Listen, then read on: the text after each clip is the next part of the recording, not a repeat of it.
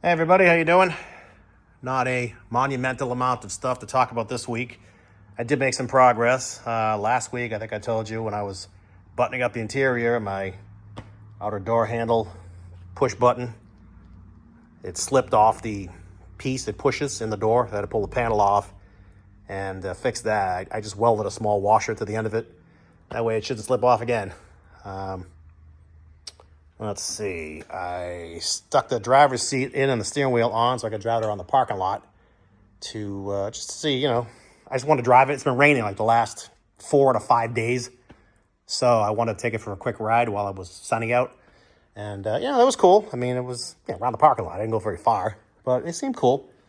And there'll be a big road test coming up pretty soon, I hope. My temperature gauge still does not work. Everything else works, but the temp gauge is constantly buried on cold. That's a brand new sending unit. The connection at the plug at the sending unit was kind of I heat shrunk on a new end with the proper connector. And I bought a new sending unit. I checked that one with an ohm meter and it responds correctly. I didn't pull this one out yet, but it doesn't really matter because I plugged it in to test the gauge and it does not work still. You can heat this thing up with a heat gun after you ground it and it doesn't make the gauge move. You can ground the wire and it buries the gauge. So I read online that the aftermarket, reproduction gauges have the resistance circuit built in. So you don't need the resistor that goes on the back of the gauge like the stock gauges did. And I had the resistor on it. So I took the console apart, took the resistor off. Didn't make a difference. The only difference it made was when the gauge goes up to hot, when you ground that wire, it stays there, it doesn't come back down. So I put the resistor back in, check power to it. I got power to it on the negative side or the sender side, whatever you want to call it. That side of the gauge is reading say it was like 8 volts. And as you, 6 volts. And as you heat up the sending unit with a heat gun, the voltage changes. So that tells me the resistance is changing. So that sending unit is working and that circuit is working. And all I can assume is the gauge is no good.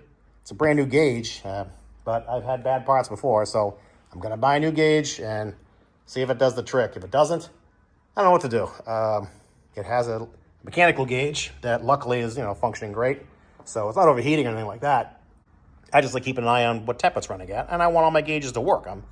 I'm weird like that, So you may notice the radiator is out. It originally had a leak in it when I got the car. I had it fixed. And they didn't fix it too good because it still had a tiny little seep. I let it go. But then the other day I noticed I sprung a second leak. So I figured, well, this is the universe telling me, take it out, don't be lazy. And also I had a leak at the back of the wheel well. When I was changing that right front caliper, I changed it the other day. I noticed it was leaking coolant down the back of the wheel well, which is coming right out of those heater core pipes. So I assumed the worst, that the heater core was leaking. But now that I've drained the coolant system, first thing I did was put it under pressure with my radiator pressure tester. I got no leak. I got no drop in pressure. So I drained the coolant system, pulled the radiator out. I took off the collar that goes on the heater core pipes. And it's wet. It's a sponge. It's all wet. You can see it was sucking up antifreeze.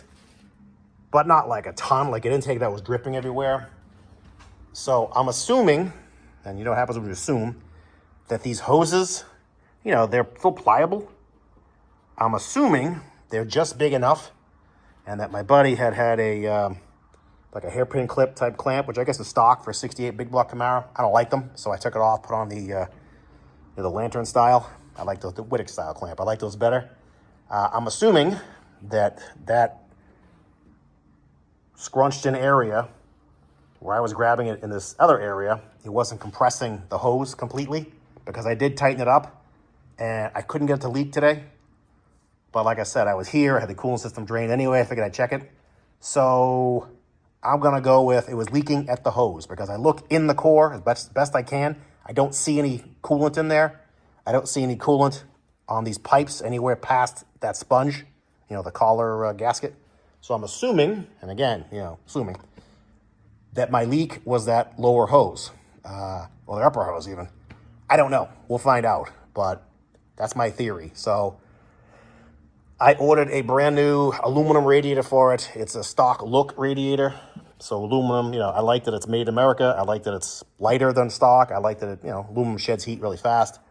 I have a cheap Amazon one on my Firebird. I've had it in there for, God, 8 years, 6 years. I bought it in like 2018. Whatever, do the math on that. Been a while. That doesn't leak. And this is a cold case. It's a really good quality one. It's $400. It's, hopefully worth it. That's what they call the Black Knight series. So it's powder-coated black, so it looks stock, and the ribs and everything, they look pretty close to stock. It has the clips in it for the shroud. So I'm going to buy a new shroud, because mine was broken when I bought it, and I fixed it, and it broke again when I took it out. The piece snapped off, so screw it. I'll just buy a new shroud. Can't pay that much money, right? We'll find out. And hopefully, that'll be the end of my coolant system issues. So what else did I do? I told you I changed that caliper. This other caliper was leaking like a sieve. Yeah, it was, one of the pistons was leaking. I don't know why. I'll take it apart one of these days and figure it out, but it was leaking up there. You see how wet it was and gross and yuck. On the positive side, this piston is aluminum. They're not metal. So these are definitely aftermarket calipers of some sort. Somebody put aluminum pistons in it so they won't corrode. I think I had said, maybe I didn't, that I found a guy local who just put the whole front disc brake setup for a 68 Camaro on Facebook Marketplace. He lived like 20 minutes from my shop. So I went and grabbed the whole setup. I mean, everything, calipers, rotors, the spindles, everything, hose, brackets, everything. He put Willwoods on it. So he took everything stock off it, backing plates. I got it all. So I robbed one of the calipers, stuck it in the car, and knock on wood, it works great. It's not leaking yet. So God bless him for selling me some good parts. So that's where we stand. I'm going to take this radiator to the radiator shop and get it fixed just so I have a spare.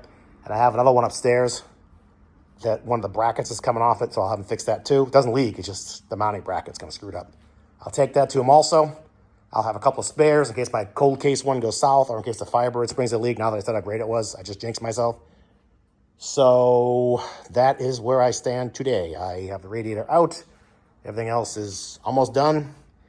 I put the horns in. I was missing one of the horns. They're mounted wrong. Rally Sports mount different than regular Camaros. Regular Camaros mount up here. But Rally Sports, the headlight doors swing, so they have to move them. So they put them to the center support. If you can see it, there's one of them. There's one on one side, one on the other.